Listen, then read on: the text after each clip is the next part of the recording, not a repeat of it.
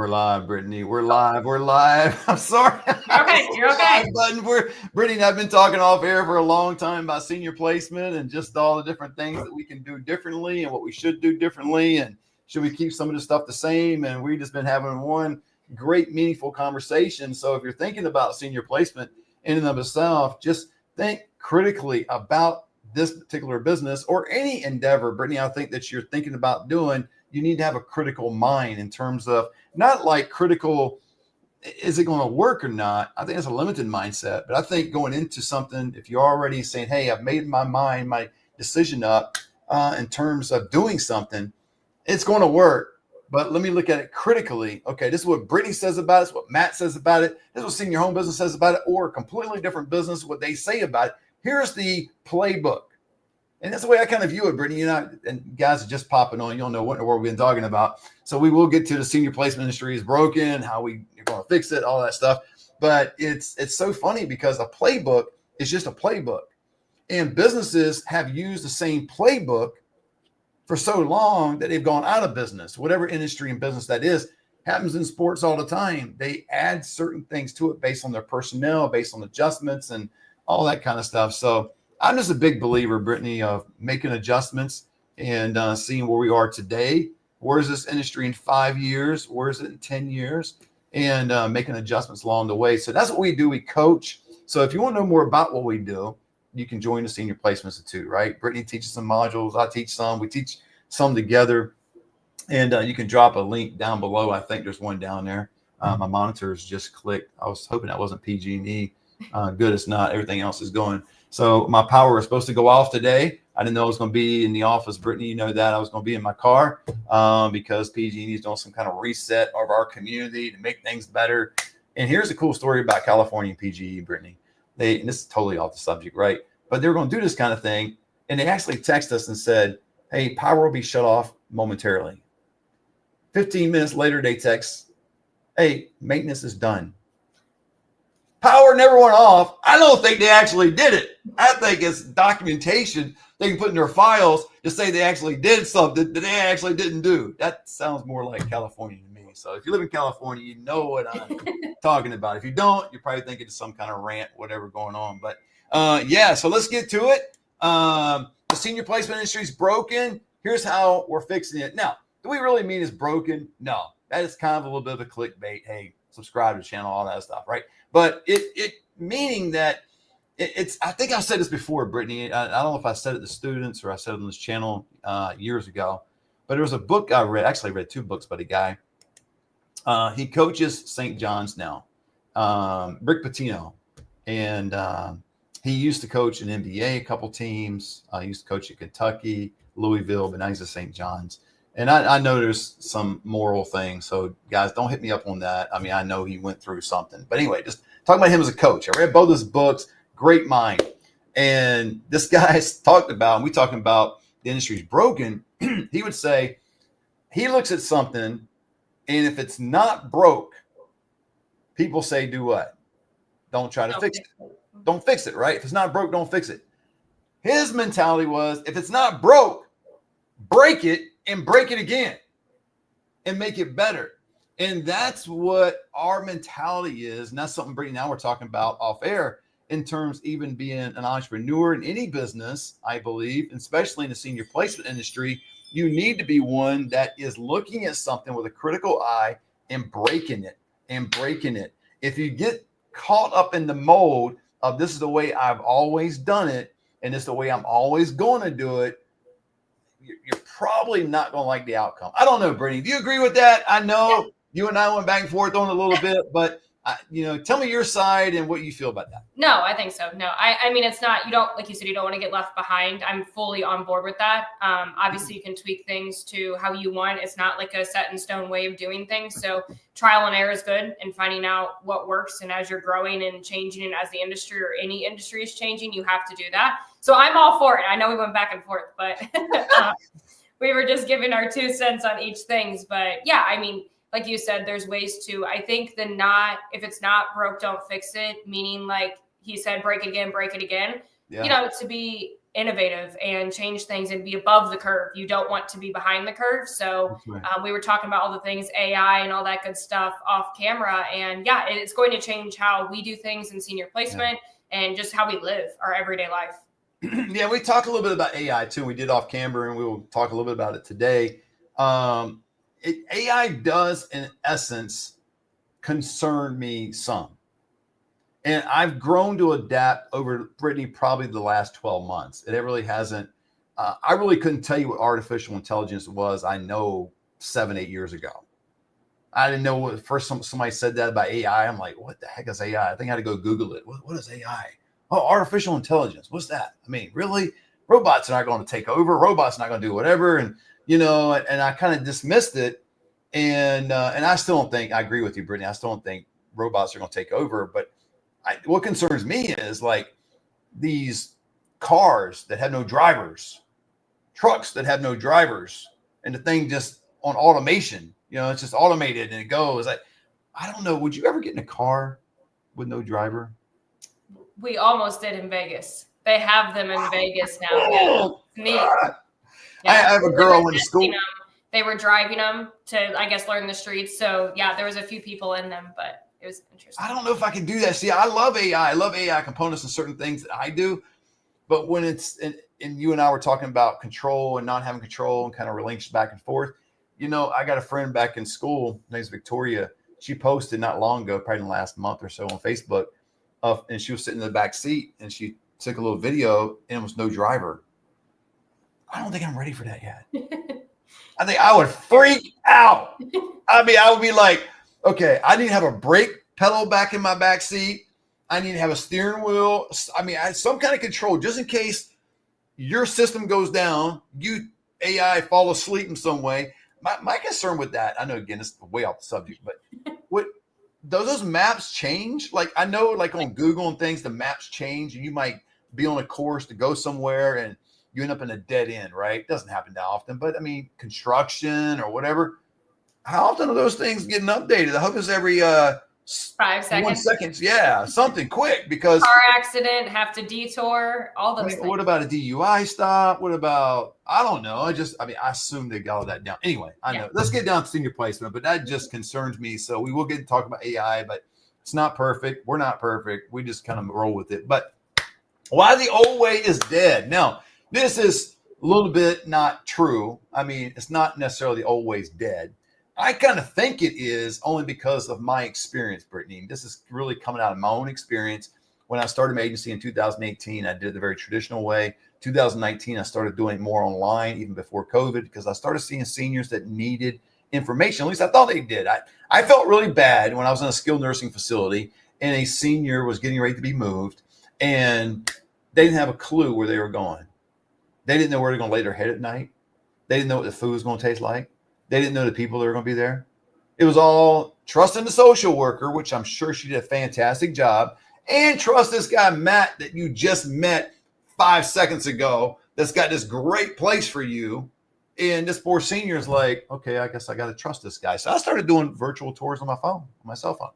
And so then when COVID hit, Brittney, I don't know what you did, but I continue with that. It was like, man, okay, people can't go into communities and skilled nursing's got this guy, Roger, if you're watching, no offense, but he got out of the business. He owns a franchise, and we'll talk about them in just a moment. He owns a franchise, and he opted out of the business for like a year because he was like, well, if I can't go in skilled nursing, I can't go in senior living communities, then, what's the point? The point, Roger, and if you're listening, I'll tell you again, the point is seniors still need to be cared for. They still need to be in the right place. So whether it's difficult or not, you've got to adjust. So that's what I mean by the old way is dead. And it goes back to our mentality and the way we think. You've always got to be willing to adjust. And if you don't, then you'll be like, no offense, Roger, if you're watching, you'll be like, Roger, hands up, forget it. I'm done. I'll come back to it when all things are normal. What if things don't get normal? What if things kind of got off the rails and got worse? That means you better be looking for something else to do. Right. So you got to be doing that. And what I mean by that too, Brittney, here, and I'll get your viewpoint on this. I don't think brochures close deals. I think brand does. And I'm not discounting brochures, even though, Brittney, you have one, I think. Mm-hmm. I don't have one. You have business cards. I have business cards. Everybody does them a little bit different. Like we all have pretty much all have websites, I think, stuff like that. But whether it's my business card or whether it's the website or brochures or something like that, those things don't close deals. I think brand does. And there's a lot of, I mean, what is brand? Let me say this, Brittney, I'll kick it back to you. Brand, real quick to educate you, is just basically when someone thinks of you, they think of a certain story. There's a story that comes to mind. So when they think of me, they might go, well, I think of Matt Stafford. He's a jerk. That's my brand to them. Or they might think, which I was in a care home yesterday, Brittney, with my son, and we were doing a virtual tour kind of walk through. And I don't know if my son got this on camera. I did not mean to do this. And it happened last night at our TSL partner meeting. I got super emotional because I was in a room that I have helped literally. I've probably, in this one particular care home over the years, I've probably moved 20 residents in there over the years, give or take. But in this one particular room, it's the smallest room in the whole place. It's 4,200 square feet. I have probably moved maybe a dozen in that one room. And something hit me. We were doing the video and I was standing there, and normally there was a chair right there. So fortunately I didn't sit down. I've actually sat in that chair, wherever that chair went, sat in that chair many times and helped families. And I got super emotional about, the impact that we have on families and residents, something a brochure doesn't do, right? When you go to skilled nursing, you'll see a lot of brochures on a rack and something. Do yourself a favor if you ever do that. Pick one up and just blow the dust off. They really don't look at them. So anyway, what do you think, Brittney? Agreed. Yeah. Any kind of no different than like a website or a fancy business card or fancy brochure or rack cards. That's not going to be like it can be your brand, right? It can be your logo and all the good stuff. But in this industry, a lot of times we are our brand. What we do for families, how we help families, this whole entire industry is basically what you can do for someone, your story. It could be, Matt's the best at what he does because he has a huge heart. It could be, Brittney and her mom are, the mom and daughter team that helps all the seniors in the area, whatever that is. Or, Matt used to work in the industry, or this hospice nurse does placement because she has a heart for seniors and worked in hospice for 10 years. So a lot of people have their own story. That is going to be your selling point, not brochures, not rack cars and a fancy website that was made for thousands and thousands of dollars. That's not your brand. Yeah, that's true. When I first got into business, I have a friend of mine, still a friend of mine back east, and he wanted to build me a website for $8,500. Mm-hmm. I chose Wix at the time. I don't know what they charge now. It cost me $9.99 a month. It was worth it financially because I didn't have $8,500 at the time to spare on a website. But that was really hard. I hope Wix got better over time because it was hard to move pictures and but anyway, a really bad website and a really bad business card. Brittney, I wish I had a copy of one of my first business cards. Hideous. Looked much better online when I did it through Vistaprint, and not cutting Vistaprint. Just looked better. But when I got it, it was like, what the heck did I order? This is terrible. And I passed out those terrible business cards and still got clients and all. My website is still from when I made it. I think it was $600, and it's still somebody from the Philippines made it. So isn't that cool? Yeah. But it just validates who you are. So you really should have a website, whether you do it on the cheap, have it professional, spend some time on it. If you do it on the cheap, like I did, at least spend some time on it. Go through the frustration period like I did. Moving pictures was a pain to get things right because it just seemed like it didn't want to move just right. But I literally spent hours doing that because I bought something on the cheap, right? So, but do that. So we'll go through 10 things. So the old way is dead. The truth about referral fees. What I mean by that, Brittney, is just kind of transparency, right? Transparency builds trust with families and communities. I think it's important as a senior placement agent, and Brittney, I'll get your input on this in terms of what does it require? Why does it require us to be transparent to families? I know the answer, I think, from you, but we speak to that. But then also we need to be transparent to the communities, right? There's plenty of feedback that we get from families. And I think a lot of senior placement agents on that side of it don't necessarily go back to the communities. They're kind of either afraid to say something. They're unsure, uncertain how to bring it up. What's your thoughts on that?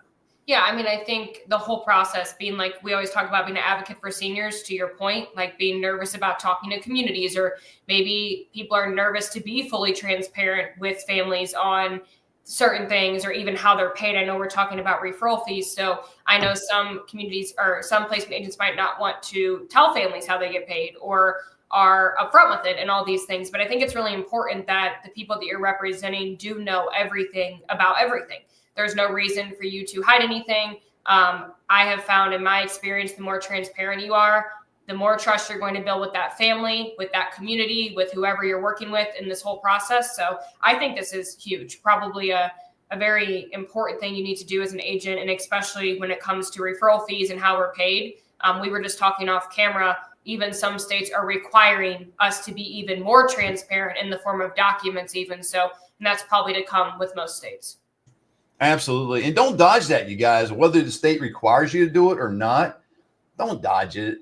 I always, Brittney, right, wrong, or indifferent, I've always told people I get paid.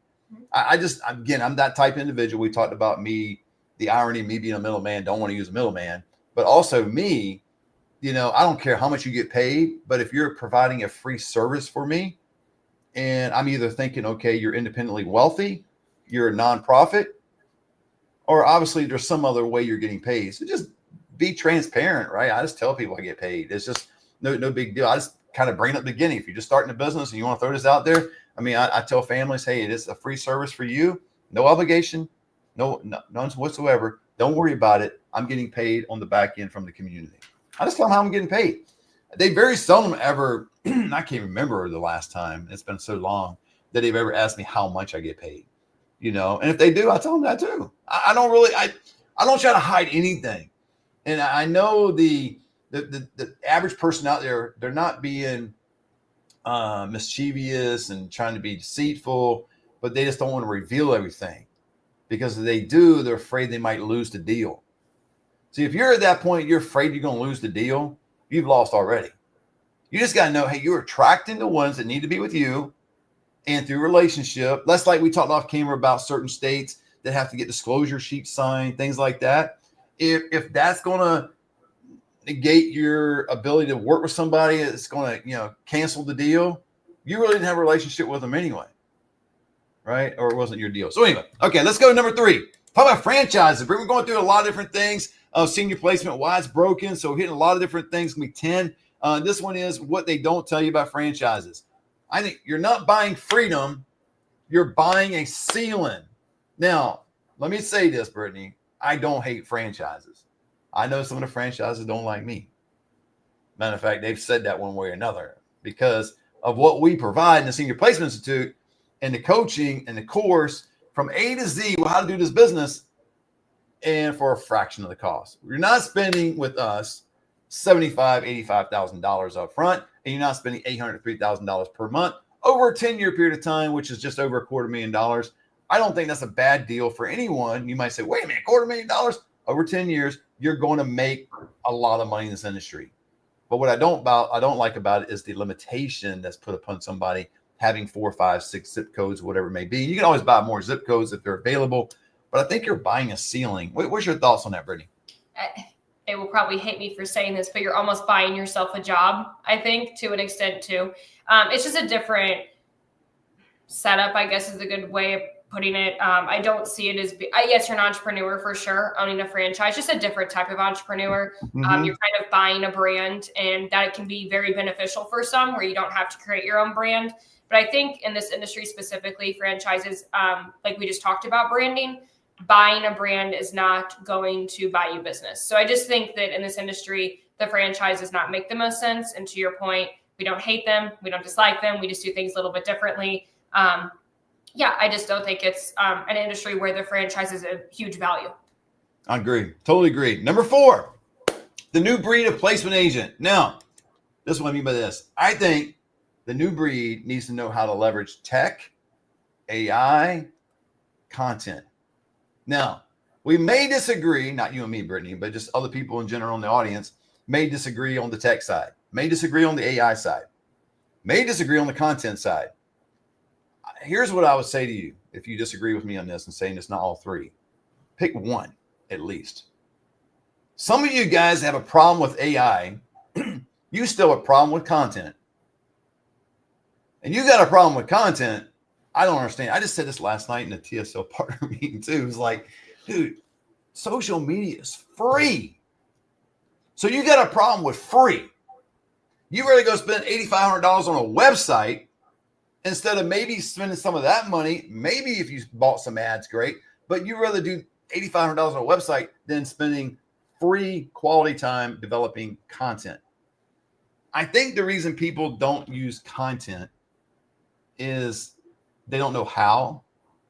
They don't feel like the rate of return is real good, the lack of engagement, things like that.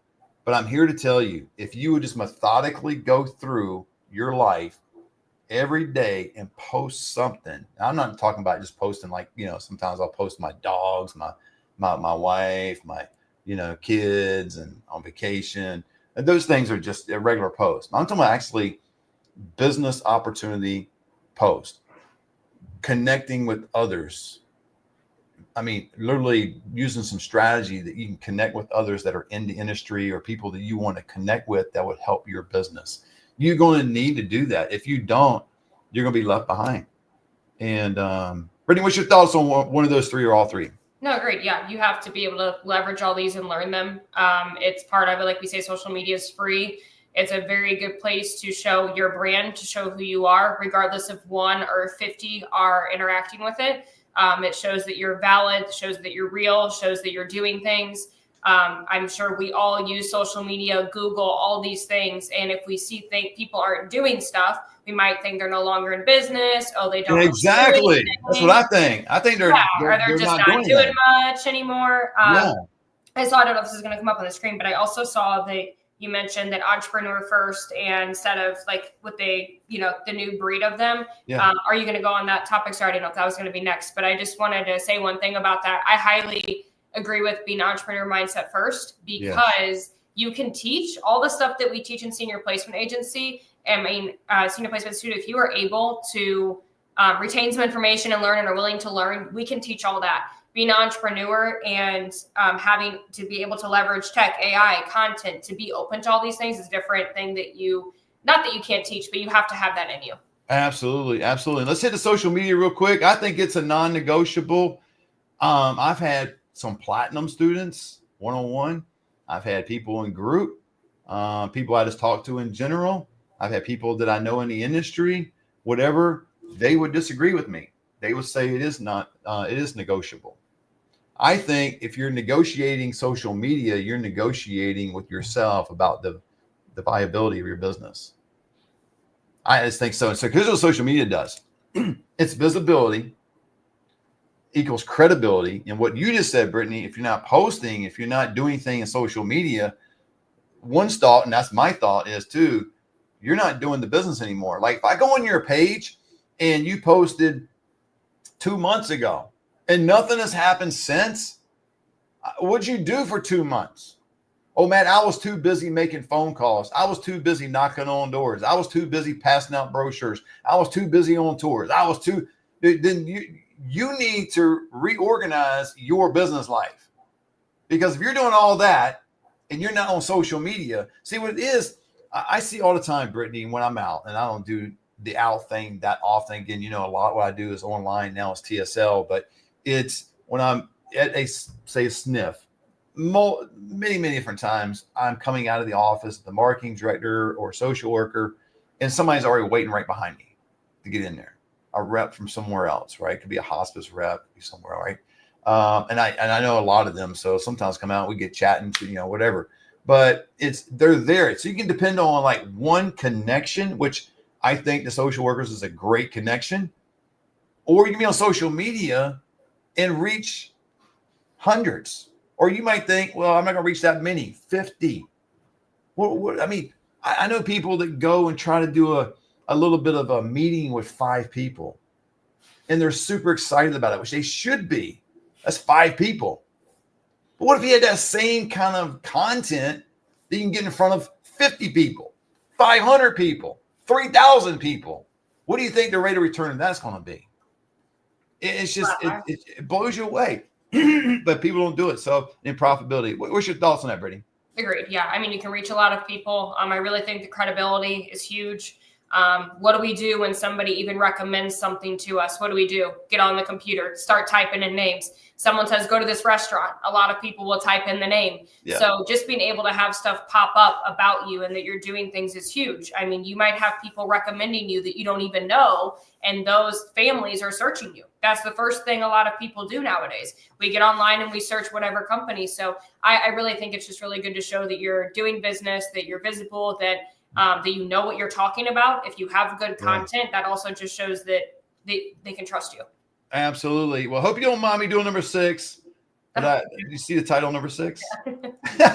I'm giving away your secret sauce. Brittany's secret sauce to success, I think. This is me, guys. This may not be. I know she's all 3 of these, and she's a lot more. But is energy. Even though I don't know if you picked that up on camera or not. I think you are energetic on camera, but some people might think she's just a sweet girl from Texas and got an agency in Missouri too. And she's just laid back. But I've been around Brittany. We've done some different things together. She's got highly energetic, sweet person, very empathetic, and there's execution. Those 3 E's would be my way of saying your secret sauce, Brittany. I don't know if that encompasses all of you, in the sense that there's probably a lot more, but I really believe, and you can speak to this, is this consistent energy beats perfect strategy 100%. Every single time. Like whether it be social media, you're showing up every day, showing up for your clients every day, you're making those phone calls every day.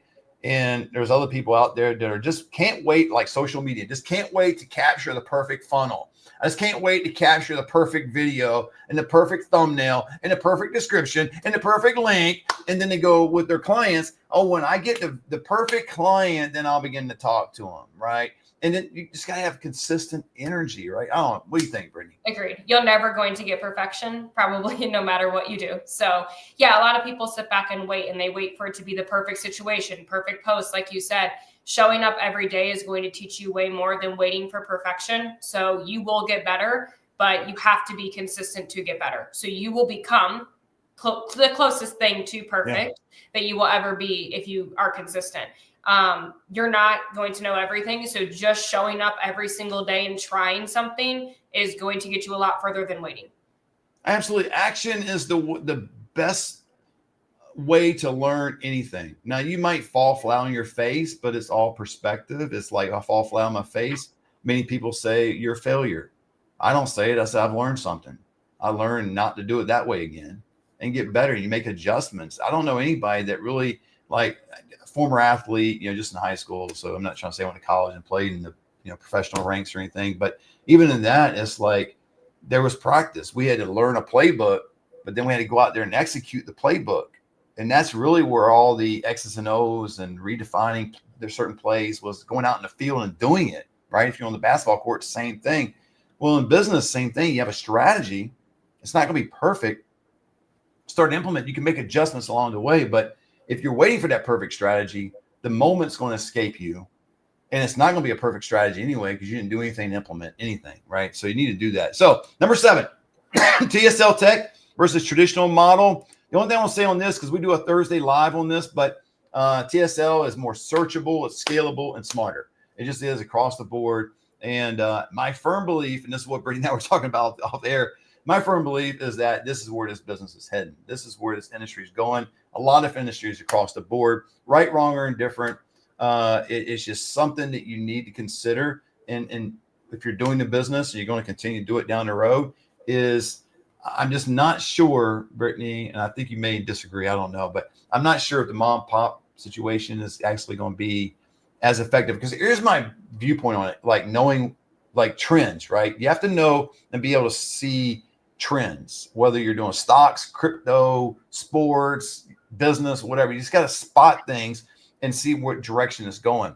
Well, in this business, it didn't really come to fruition until like 2015. Place where mom came on the scene in 2000. Caring.com was 2007. 2015, people started having, let's go get a business license, get a business card, go get business.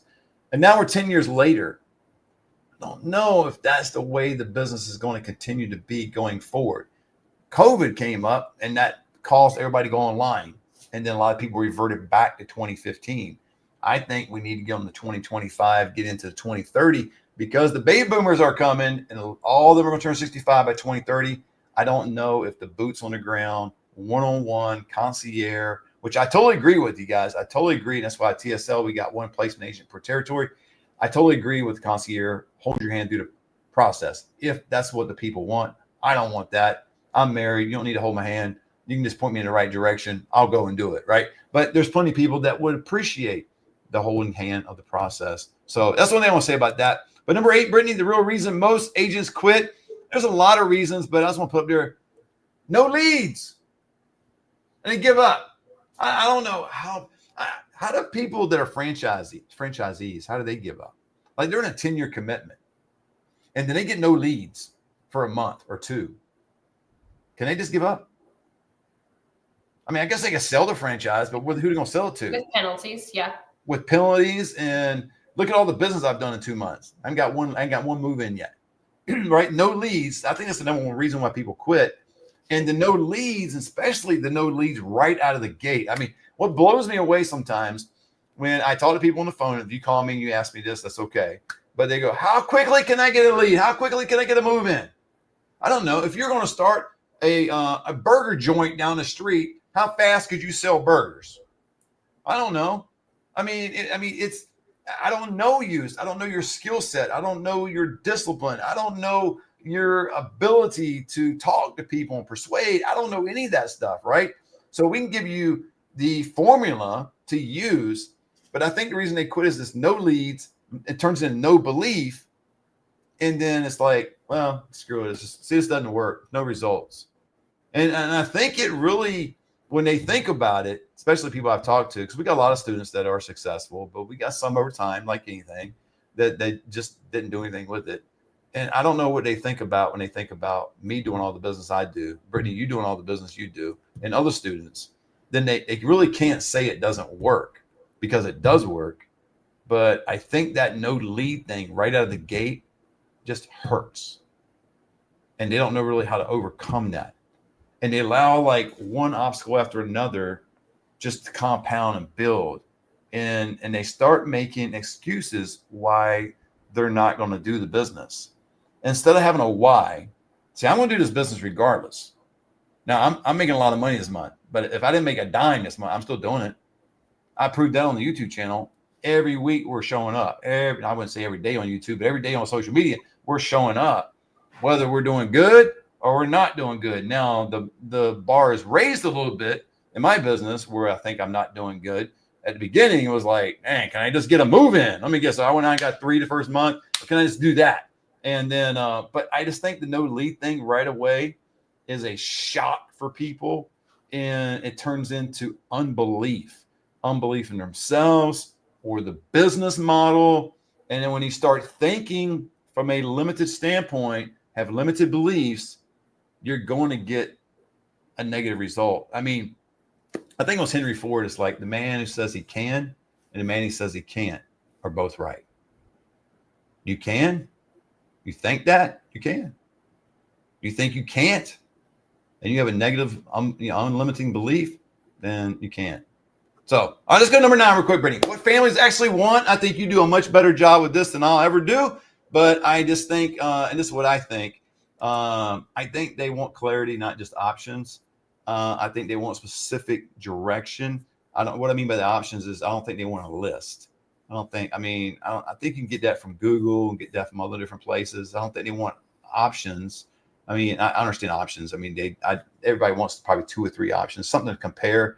But what I mean is they don't want a list, right? They want clarity. Why this community makes sense for my loved one. What's your thoughts? Agreed. Yeah. They just want someone to be upfront, to be real. They want, again, not a list. They want to hear the good, the bad, the ugly. They want to hear experience. They really just want somebody in their corner. They don't want somebody to say, here's 5 assisted livings near your house. Not what they're looking for. They can find that on their own. They're really wanting someone to walk them through the process, or even just have somebody that's educated in this scenario. Most families do not know anything about this process. And if you, as a senior placement agent, know 1% of senior living, you probably know more than most families you're talking to. So they just want the truth. They want transparency, and they want a direction to go in. Absolutely. Let's close with this, Brittney. How to build a 6-figure placement business in 2025. Got 2 down here. One is, I think if you're going to build a 6-figure placement business 2025, you have to own your brand and get visible. You really people don't buy. I mean, the old adage is people don't buy from people they don't trust. Well, if they don't know you, how can they trust you? You got to get people to know you first, right? I mean, be seen. I'm right here. It's like, I don't think they use them anymore, but what's those weird things the business used to use? Maybe they still do. Like they blow air up the thing and it's like this little. Oh, yeah. I don't know what they're called. Yeah. All they're trying to do is get attention. Like driving down the road, might cause an accident, but it's like, what the heck is that? It's like this thing going, whoa, but trying to get attention, get you to look over there. And that's what you're doing with your brand and get visible. And then Brittney, I would think too, that I think your focus needs to shift on people, not placements. And I think that brings you back to the why, right? So even if you have a slow month and you're not engaging in an unlimited belief, but you're focused on people. What's your thoughts on that? Yeah, I agree. I think when you're focused on people, you attract things. I'm not a big, the whole manifestation stuff, but if you're focused on people, I think you attract the right people to work with you. And if you're just worried about placements or the money, I've heard it, I've seen it, that it shows. It shows when you present to people. It shows when you meet people. If you are all worried about the money, that commission, how many placements you're going to do that month, it's going to shine through.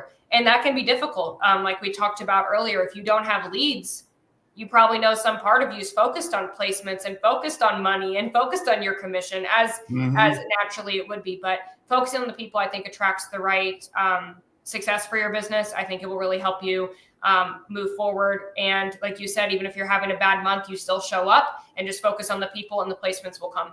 That's right. See, I think the whole focus on people, because what I'm saying, not just placements. I'm not saying don't know the numbers of your business. I know the numbers of my business. I know what we're doing. I know what we have in accounts. I know it down to the cent.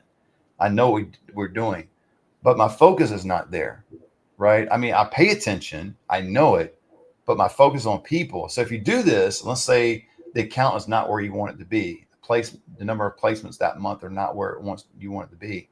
If you're focused on that piece, it's going to negatively impact your ability to work with the people that you're working with.